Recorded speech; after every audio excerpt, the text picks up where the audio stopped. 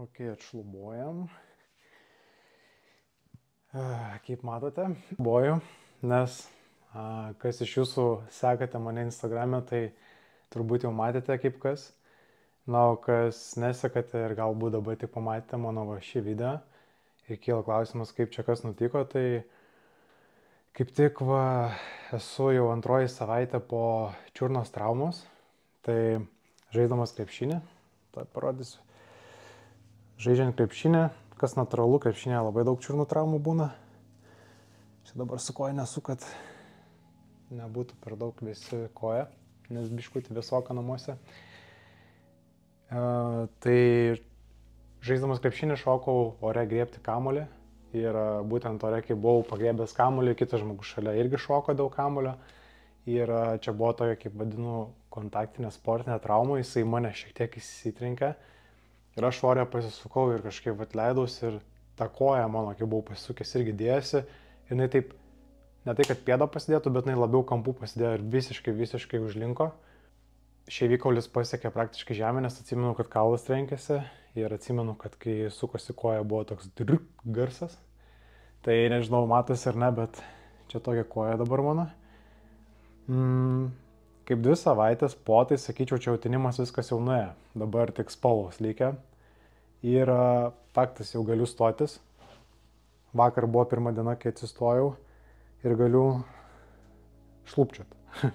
Tai vakar buvau labai laimingas iš tikrųjų, kad galėjau šlubčioti ir atsistoti, nes galvojau, kad tai labai užtruks, nes su ramentais pravaikščiau, tai daug reikalų su ramentais. Jo, su ramentais pravaikščiau.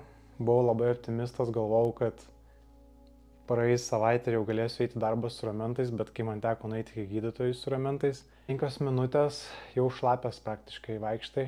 Tai aš įsivaizduoju, kas darbe būtų, jeigu vaikščiau su tais kastiliais vadinamais, nes jeigu bendrai vesdamas treniruotės, nedarant tų terapijų panašiai vietoj, tai suvaikštai labai daug žingsnių, ten būna per dieną ir 10 000 padarai žingsnių, tai įsivaizduokit su ramentais 10 000 padaryti, nes vis tiek tu nesėdėsi vietoj, tu turėsi žmogų vedžioti, nes salė treniruokliai. Ir jo, šito video esmė yra, kad grįžtu faktas prie to, kad pradedu kurti serijas, atsistatymo serijas, kaip čia kas vyksta, galvoju dokumentuosiu, tiesiog rodysiu, nes Instagram'e parodau, bet nedaug ir nedažnai. O YouTube'as tokia platforma, kur gali labai įsiplėsti ir daug parodyti. Ir tuo pačiu biškutį pateikti šiek tiek tokios kaip ir edukuojančios informacijos jums, jeigu jums tektų susidurti su tokia situacija, kad pasukat, o čiurnų pasukimų labai daug yra.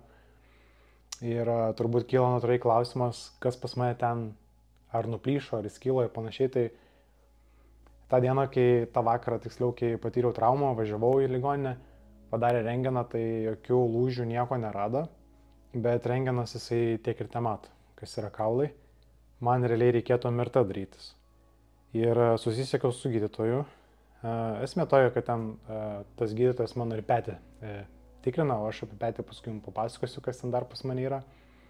Bet jeigu iš seniau stebėjo mano video, tai turėjote pamatyti, kad aš dažnai užsimindavau apie savo petį. Ir pasirodo, nėra taip viskas ten paprasta, kaip manydavau, nes sena trauma paliko savo. Na ir kai susisiekiau dėl kojos, tai sako, palaukiam biškutį, nes esmė yra dabar vis tiek, ar sužinosi, ar kad plyšo, ar ne, vis tiek gyjimas bus toks pat. Reikia išlaukti 3 savaitės daugmaž, kol nueina visi tinimai, kol pradeda jau vaikščioti ir tada vėl susitik su gydytoju, kuris tave pasižiūri, kaip tu dedi koją, kaip tu mini koją ir jeigu mato, kad tikrai to stabilumo kažkokio nėra, tada siunčia MRT ir tas MRT tyrimas jau parodo tiksliai, kas ten įvyko ir galimai, jeigu nėra stabilizacijos, jau kai vaikštai, nusimato ir operacija. Tai aš nežinau, ar man bus operacija, bus matyti, pirmą su gydytoju sutiksim.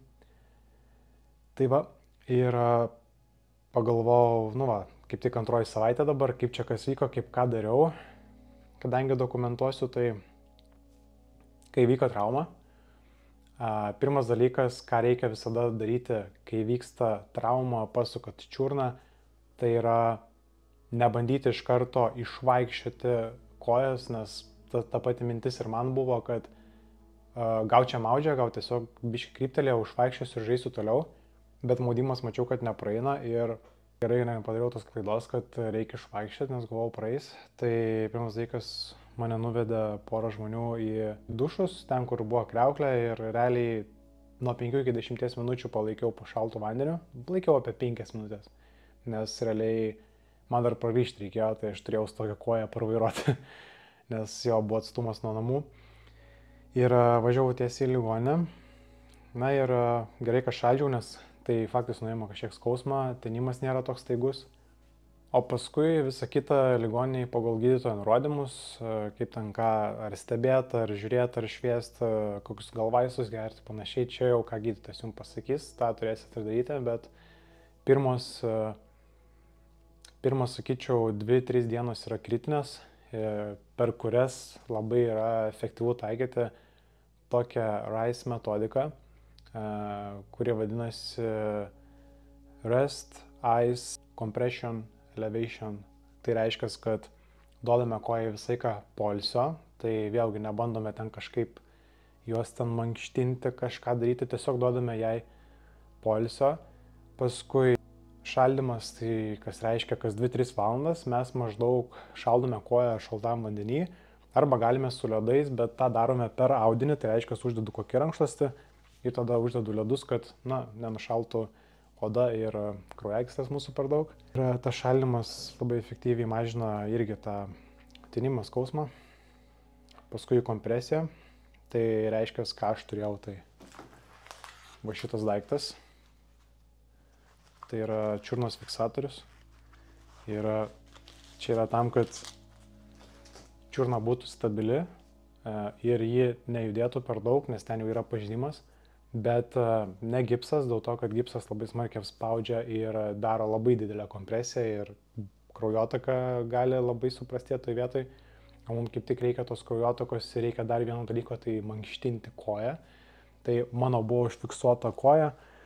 Ir su tą užfiksuotu koją aš biškutį galėjau judinti pirštus. Aš tą ir dariau. Neleidau, kitaip sakant, sustingti kojai. Tai labai minimalus tokie judesiukai. Pastačius koją ramybės būseną, išbūdau ją užsikėlęs ir va taip paprastai judinau. Ir tai labai padeda nesustingti kojai.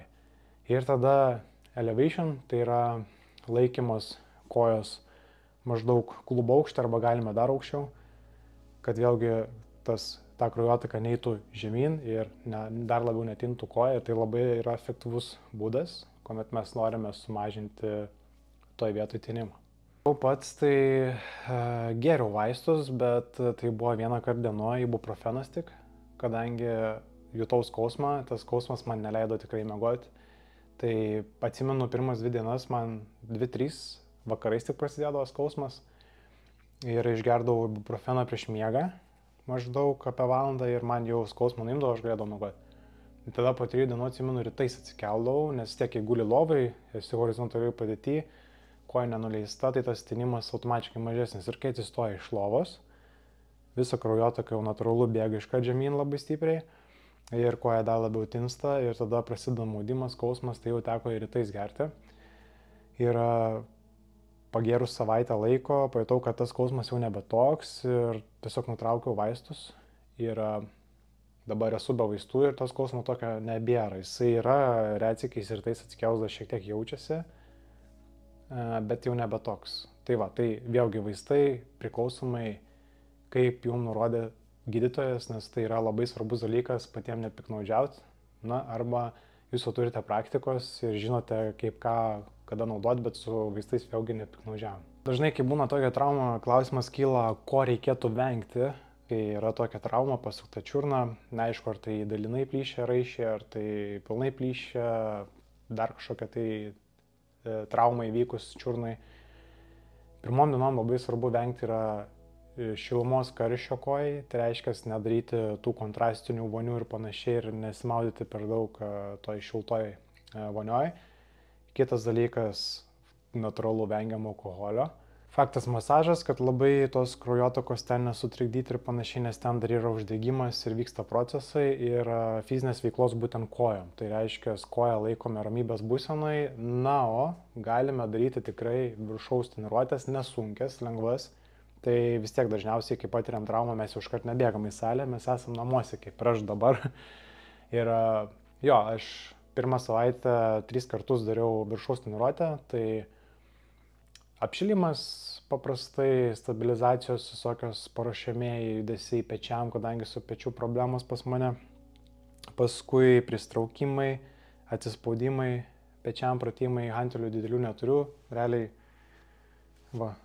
3 kg, bet su tinkama lėta, gera technika galima puikiai apkrauti, o jeigu mūsų aukštas lygis jau, tai bent jau išlaikyti kažkiek tą formą. Ir visiškai neapsileisti, nes vis tiek, jei koja pažįsta, tai nereiškia, kad jau visas kūnas negali veikti, gali veikti dirbti ir netgi jeigu turite galimybės, sąlygas ir noro, aš skatinu jūs sportuokite, treniruokitės ir va tokia visa mano pirma savaitė buvo. O antra savaitė, tai yra dabartinė savaitė, kuri jau eina į galą, nes šeštadienis aš traumą patyręs pirmadienį, praeitos savaitės pirmadienį, na tai 2 dienos ir realiai jau 2 savaitės bus pilnai praėjusios. Tai turėjau biškį su sveikata šiokių tokių problemyčių, kaip sakau, problemų vieną nevaikšto, tai sportuoti negalėjau visiškai, paskutinis kartas buvo penktadienis, tai realiai aš prieš 8 dienas. Bandysiu šiandien pasisportuoti lengvai. Ir toliau visa kita tas pats, koja ramybės būsenoj, bet jau nebe tiek, jau reiškia, kai aš atsistoju ant kojos ir galiu vaikščioti šlubuoti, aš tą darau, aš jau nebesinaudoju ramentais. Ir bandau vaikščioti pats, leidžiu dirbti pėdai, leidžiu dirbti kojai, darau visokius judesius, o dabar galiu minimaliai lenkti čia, man va čia jau prasideda toks maudimas, veržimas, skausmo lyg nėra, dabar tiesimas va ir viskas kažkas stabdo koją. Šiaip achilas labai sustingęs yra, bet vėlgi tiksliai nežinau kokie pažeidimai. Gal kitam vlogė, video, jeigu jums bus įdomu, pasakysiu, tai lankstau koją toliau. Ir įvairūs judesiai, labai minimalūs. Šiaip tikrai koją nepasakyčiau, kad labai stabiliai jaučiu, kad jinai yra, nes kartais būna net išlūpčiant, jinai momentas nori pakrypti, tai spėju, ten kažkas yra. Na, gydytojas, kaip žiūrėjo, ligoninės iškart pasakė, kad galimai yra arba jau vos laikosi, arba visiškai nuplyšęs bent jau vienas raištis, įtariam 2 raiščius, bet gali visada būti visko. Arba gali ir ne taip blogai būti. Aš tiesiog, ko norėčiau, tai išvengti operacijos, na, bet žiūrėsim, jeigu reikės, tai reikės, nes krepšinį planuoju žaisti, sportuoti planuoju, nieks pas mane nesikeis. Tai jo, tai pas mane iš esmės va taip viskas vyksta, dabar šaltų kažkokių tai vonių nieko nenaudoju, realiai gyvenu kaip gyvenime. Dabar yra įvesti koją į funkcionalumą, į judesį, gražinti kojos jėgą, nes, na, raumo nėra visai atbukęs, bet šiek tiek toks silpnesnis.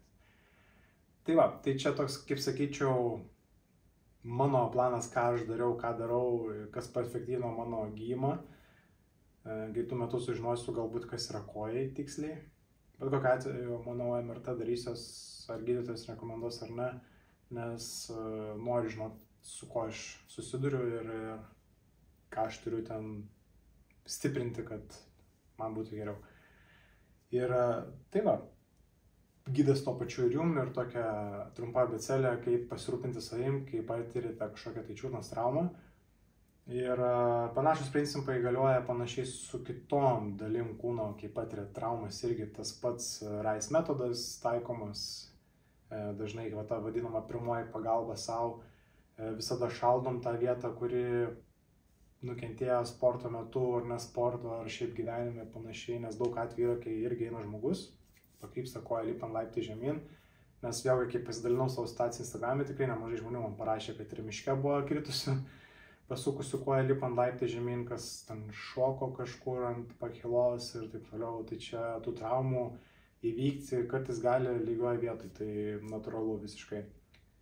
Tikiuosi jums patiko šis video, jisai toks, sakyčiau, labai pakankamai statiškas namuose, bet jeigu jums tokie įdomus dalykai, kaip ką aš darau savo gijimo procese, to pačiu informacija jums ir įdomu, tai aš lauksiu jūsų komentarų, lauksiu jūsų patiktukų Ir aš žinosiu, kad tikrai tęsti serijas bus verta. Tai va, kaip sakant, gero man gyjimo, jums gero sporto.